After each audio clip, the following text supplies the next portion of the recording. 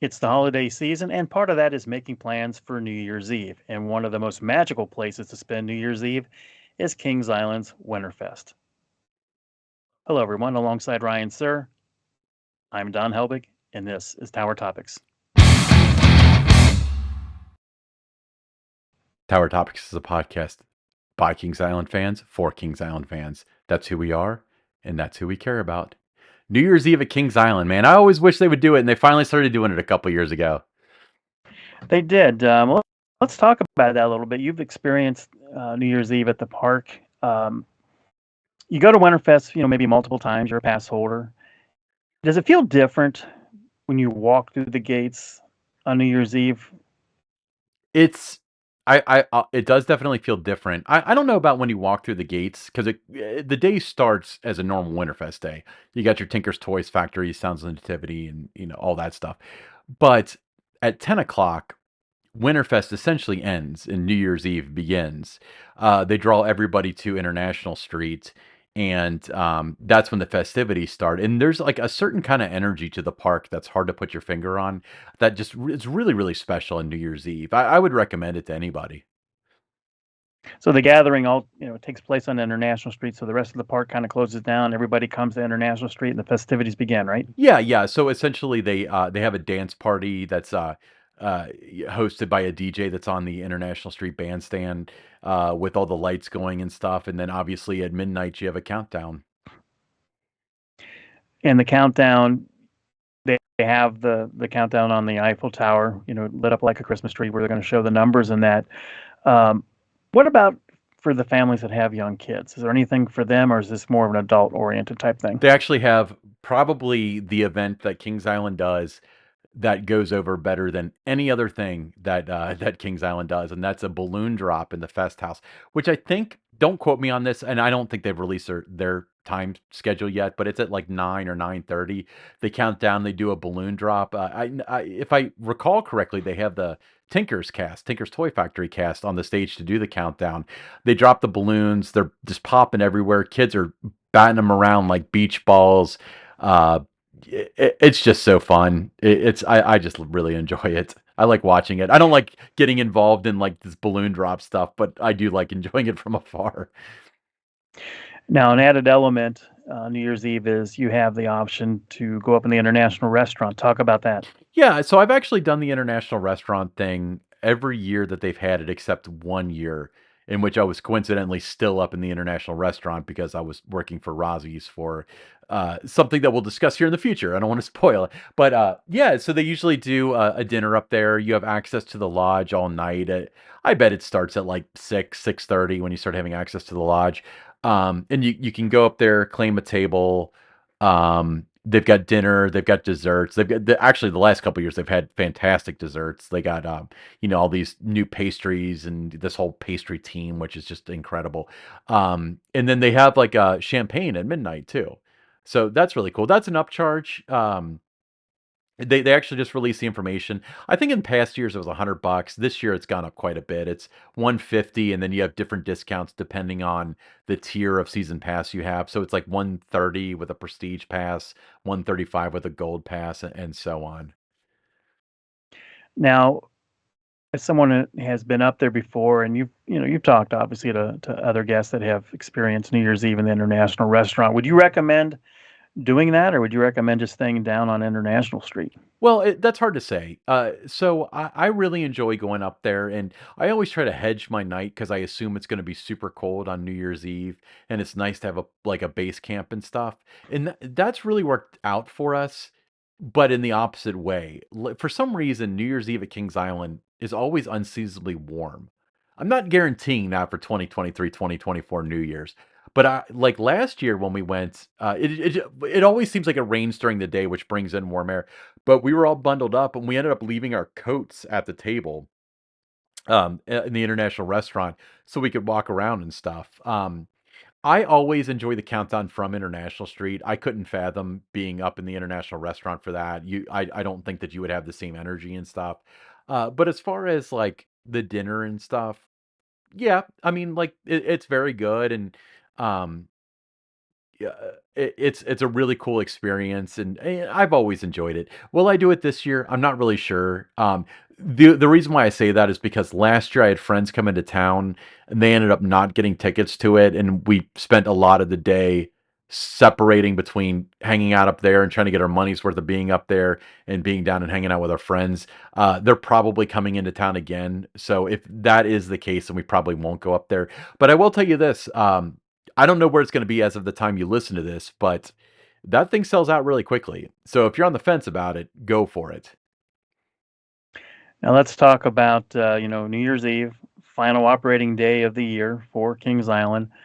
Um, you have a lot of fans of Kings Island that it's part of their lives, what they do a lot, from the time the park opens all the way through this. So it's really the last chance for you to get in those final rides Hmm. on Mystic Timbers, Flight of Fear, which is renamed Flight of Cheer for the holiday season. If you've got young kids, you've got those rides going on. Last chance to see your favorite Winterfest shows. Talk about that a little bit about what that feels like. It's always, no matter where you are, the end of the year always brings back a lot of reflection wherever you are for celebrating New Year's Eve. But talk about it being at Kings Island. It's funny because I feel like that's the best part of Winterfest. Because the last day of Haunt was always so depressing. Because not only is it the last day of the season, and you're not going to see a lot of these people for several months, and it's going to get into the cold season, and the park won't be open, but you got this event themed on death, you know? So I always thought that that was like very coincidentally appropriate. But now, you got Winterfest, so it extends the season, and I almost feel like New Year's Eve is like a good kickoff to like, y- you know, it's the kickoff to the next season rather than, a sad, dreary, like it's the cold time now. Let's go home and play Nintendo, that sort of time. So I think that's one of the positives of it. Um, with the extended season, I will tell you that for somebody that visits a lot, it kind of makes me grateful for the off season because it gives me time to recharge the batteries. So when with King's Dominion and Carowinds went year round and stuff, and I always talked about how I really hope the Kings Island didn't ever try that, because opening day is so special, and you would lose that. It would just Yeah, I mean, I agree with you on that. I always thought that there needed to be a little bit of a break, at least 2 months, Mhm. 2.5 months, maybe 3 months between seasons. I think that always makes it special. It's one of the, things that makes sports so special is that you have that off season, and then you gear back up and you're ready for the opening day, first game of the season, first day the parks are open. So, yeah, I'm with you that I'm glad that they did not go that route and try to stay open year round. Yeah, yeah. I mean, honestly, um, it would be depressing to be at the park in January if it was done the way that like King's Dominion was, where there was like just enough open. I don't know. I wouldn't want to see that, but um, I will say that I wish that the season was longer. I wish it had more of like a Dollywood season where I'm fine with them closing the 31st.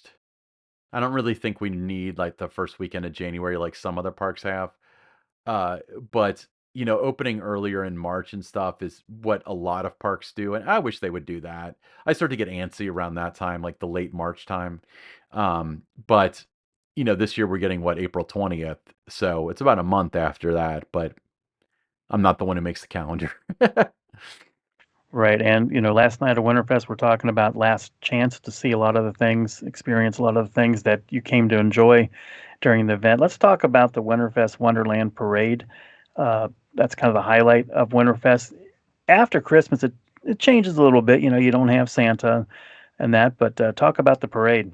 Yeah, so the big change to the parade is that instead of Santa, you have Snoopy Claus, which I kind of prefer to Santa because he's a beagle and I love beagles. Let's be honest here.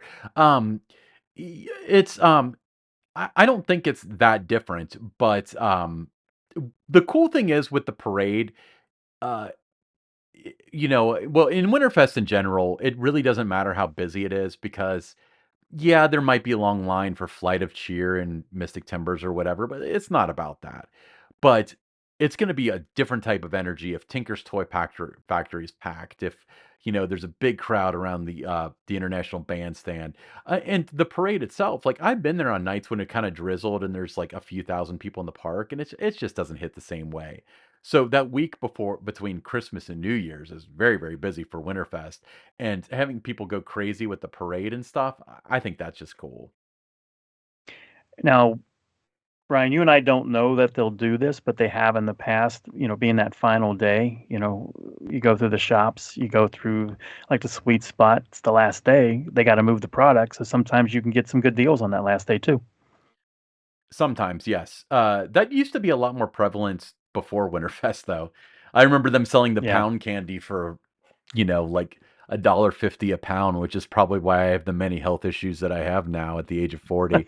But yeah, Yeah. Now, we're not saying it's going to happen, but it has in the past where some things, are marked down a little bit on that well, and final day. also like I will tell you that I buy a lot on the last day of the season, and it's mainly because I think of it as my winter project. I bought a Vortex train cutout, which was going to be my winter project in 2018, and about 2 years later, I had a friend build it for me. But I usually buy that stuff that I've been kind of eyeing all season that I kind of want.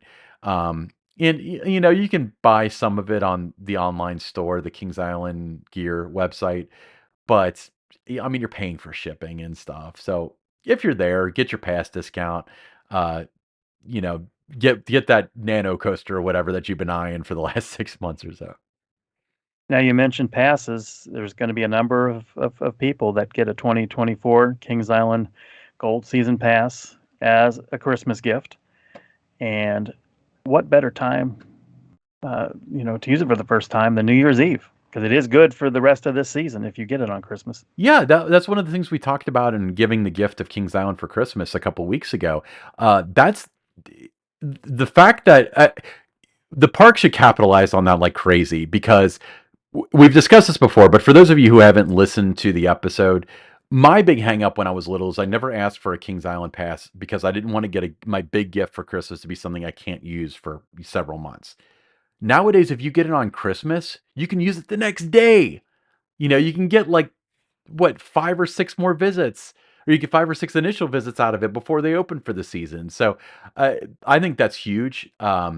And if you are listening and for some reason you don't have a pass and you get one for Christmas, give New Year's Eve a shot. Like I said, it's Kings Island at its best when it comes to the energy. And with so much going on, there's always that concern. I see it on social media and I see it on the fan sites. Everyone's worried that it's going to be packed on New Year's Eve, but it's often a great night to go. Yeah, it's one of my favorite nights of the year. I would maybe argue it's my favorite night of the year. Like I said, the energy is unchanged, and honestly, like when it hits 10 o'clock, Winterfest stuff shuts down. There's no more Tinker's Toy Factory or anything like that. It just becomes a party on International Street, and the more people there, the better, because it just contributes to it. I will add that they often, I don't know if they'll do this year, but they usually give out noisemakers and hats, like the things you blow into. Yeah. And Yeah. I think I get a kick out of that. A lot of people get super annoyed by that, but I think it's just the coolest thing ever. I wish I had thought about it. I've got a couple of the hats That's all from, part of the well, experience. right. I've got a couple of the hats. Yeah, they're packed away in my closet from previous years that I've kept. So, Ryan, final thoughts here. Why should our listeners consider spending New Year's Eve at Kings Island's Winterfest? I think that you should consider spending New Year's Eve at Kings Island's Winterfest because aside from maybe going to Times Square or something like that, you're going to experience an energy that you've never experienced before. And I would challenge you to be there, be accepting of what's going on for the actual New Year celebration. So, Mystic closes at 10. Flight of Cheer closes at 10. Okay, cool. We've been through it. Everyone just go to International Street, enjoy it, take your time, spend time with your friends and family, ring in the new year, and then report back to me, and you'll understand the different type of holiday spirit. I never really cared about New Year's, but you've got me excited for New Year's Eve at Kings Island now that we're talking about it. Yeah, well, Ryan, you know, a lot of guests that I've spoken to that have visited the park on New Year's Eve, talk about it being one of the highlights of the year for them, just like you kind of mentioned, your favorite night of the year. And, we certainly hope that, a lot of guests consider, choose Kings Island for the place to be on New Year's Eve. The place to be on New Year's Eve. See, the ad runs itself. They could take that soundbite and run it on Hulu as like a 15-second ad. Cool, man. Yeah. So New Year's Eve at Kings Island. So for those of you following the Gregorian calendar, that's December 31st, 2023, leading into January 1st, 2024. January is my birth month. I wear an extra large. I like red.